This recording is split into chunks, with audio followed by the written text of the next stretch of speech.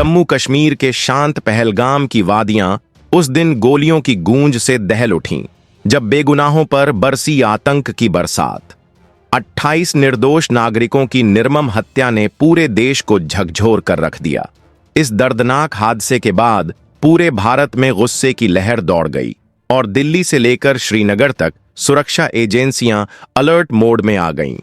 प्रधानमंत्री नरेंद्र मोदी ने सऊदी अरब का अपना अहम दौरा बीच में छोड़ देश वापसी की और ताबड़तोड़ बैठकों का सिलसिला शुरू हो गया। पीएम मोदी ने साफ कर दिया, इस बार न सिर्फ आतंकियों से बदला लिया जाएगा, बल्कि उनके सरपरस्त पाकिस्तान को भी उसकी औकात दिखाई जाएगी। प्रधानमंत्री की अगुवाई में सीसीएस यानी कैबिनेट कमेटी ऑन सिक्योरिटी की हाई लेवल मीटिंग बुलाई गई, जिसमें गृह मंत्री अमित शाह, रक्षा मंत्री राजनाथ सिंह, राष्ट्रीय सुरक्षा सलाहकार अजीत डोभाल और सेना प्रमुखों ने हिस्सा लिया। इस बैठक में 5 ऐसे फैसले लिए गए जिनसे पाकिस्तान की रातों की नींद उड़ गई है। इनमें सबसे बड़ा झटका है सिंधु जल संधि को तत्काल प्रभाव से निलंबित किया जाना। भारत ने पाकिस्तान को साफ कह दिया है, अगर सीमा पार से आतंकवाद बंद नहीं हुआ तो एक बूंद पानी भी नहीं मिलेगा। दूसरा बड़ा कदम था अटारी एकीकृत चेक पोस्ट को बंद करना। अब पाकिस्तान से भारत आने का रास्ता पूरी तरह बंद कर दिया गया है। तीसरा फैसला वीजा नीति पर था। भारत सरकार ने पाकिस्तानी नागरिकों के वीजा जारी करने पर पूर्ण रोक लगा दी है। चौथा फैसला और भी कड़ा है। भारत में पाकिस्तानी उच्चायोग के स्टाफ की संख्या 55 से घटाकर 30 कर दी गई है। साथ ही तीनों सेनाओं से जुड़े सलाहकारों को अवांछित घोषित कर भारत छोड़ने का आदेश दे दिया गया है।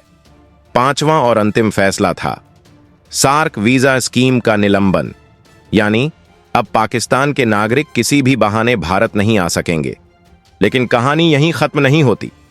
पहलगाम आतंकी हमले के बाद जम्मू कश्मीर पुलिस और सेना ने बड़े पैमाने पर कार्रवाई शुरू की। 1500 से ज्यादा लोगों को हिरासत में लिया गया है। ये सभी लोग उस इलाके के आसपास रहते हैं जहां हमला हुआ। इनसे पूछताछ की जा रही है। क्या किसी ने आतंकियों को भागते देखा? क्या किसी ने संदिग्ध गतिविधि नोट की? क्या किसी ने कुछ दिन पहले अजनबियों को देखा? सुरक्षा बल एक एक सुराग को खंगाल रहे हैं। जंगल जंगल तलाशी अभियान चलाया जा रहा है। एलओसी से सटे गांवों को छावनी में बदल दिया गया है। एक एक घर, एक एक खेत, एक एक गुफा, कहीं भी आतंकी छुपे हों तो उन्हें ढूंढ निकाला जाएगा। सेना और एनआईए ने मिलकर 3 आतंकियों के स्केच जारी किए हैं, जिनमें 2 की पहचान पाकिस्तान के नागरिकों के रूप में हुई है। इन स्केच को जम्मू कश्मीर के हर कोने में चिपका दिया गया है ताकि आम जनता भी सतर्क हो सके। इसके साथ ही लश्कर ए तैयबा के हिट स्क्वाड टीआरएफ ने इस हमले की जिम्मेदारी ली है, जिससे एक बार फिर साबित हो गया है कि पाकिस्तान की धरती आज भी आतंक की नर्सरी बनी हुई है। भारत सरकार ने साफ कर दिया है, अब केवल चेतावनी नहीं दी जाएगी, अब कार्रवाई होगी, वो भी ऐसी कि पूरी दुनिया देखेगी। सुरक्षा एजेंसियों को 20 लाख का इनाम घोषित करने के आदेश मिल चुके हैं। जो भी आतंकियों के बारे में जानकारी देगा उसे सुरक्षा और सहयोग मिलेगा। वहीं दूसरी ओर एनआईए की टीमें पहलगाम के आसपास के इलाकों में डटी हुई हैं। Dog squad, drone surveillance, satellite imaging, हर तकनीक का इस्तेमाल हो रहा है। सुरागों की कड़ियां जोड़कर हमले के मास्टरमाइंड तक पहुंचने की कोशिश हो रही है। एनएसए अजीत डोभाल खुद इस पूरे ऑपरेशन पर नजर रखे हुए हैं और हर अपडेट सीधे प्रधानमंत्री को दे रहे हैं। इस बीच पाकिस्तान की हालत खस्ता होती जा रही है। भारत के इन ताबड़तोड़ फैसलों से पाकिस्तान के सियासी गलियारों में खलबली मच गई है। प्रधानमंत्री शहबाज शरीफ ने आपात बैठक बुलाई है, जिसमें तीनों सेना प्रमुख, गृह मंत्री, रक्षा मंत्री और आईएसआई के आला अधिकारी शामिल हैं। पाकिस्तानी रक्षा मंत्री ख्वाजा आसिफ ने बयान दिया है कि भारत की कार्रवाई का जवाब दिया जाएगा, लेकिन उनकी आवाज में घबराहट साफ झलक रही थी। पाकिस्तान में बैठकें हो रही हैं, एलओसी के पास बसे गांवों को खाली कराया जा रहा है, सैनिकों की छुट्टियां रद्द हो रही हैं, यानी उन्हें मालूम है कि भारत अब चुप नहीं बैठेगा।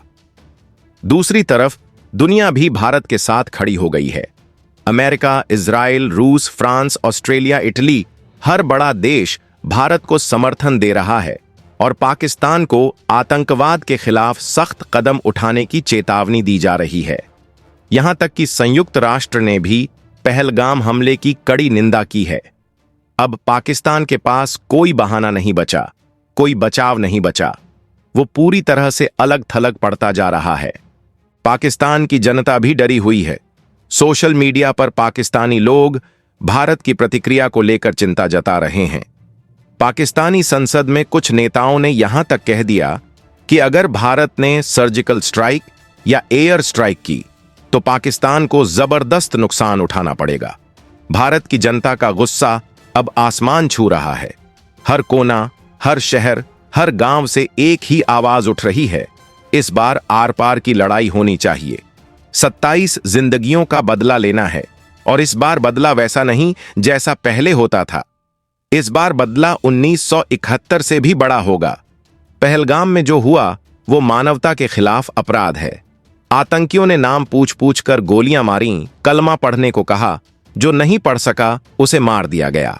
ऐसी दरिंदगी का जवाब अब भारत उसी भाषा में देगा।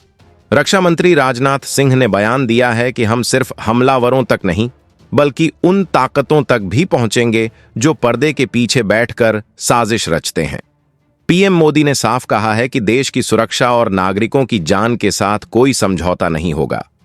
पहलगाम की वह रात अब सिर्फ एक हादसा नहीं है बल्कि भारत के सीने पर जलता हुआ जख्म है।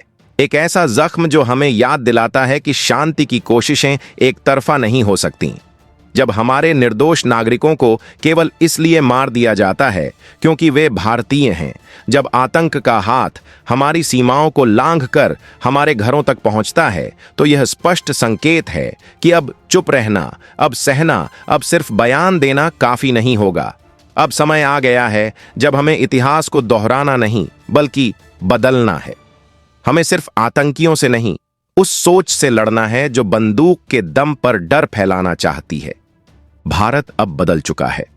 यह वो भारत नहीं जो सिर्फ निंदा कर चुप बैठता था। यह वो भारत है जो आंख में आंख डालकर जवाब देता है और दुश्मन को उसी की भाषा में समझाता है। इस बार जवाब सिर्फ सीमित नहीं होगा, यह रणनीतिक, राजनयिक और सैन्य हर मोर्चे पर होगा।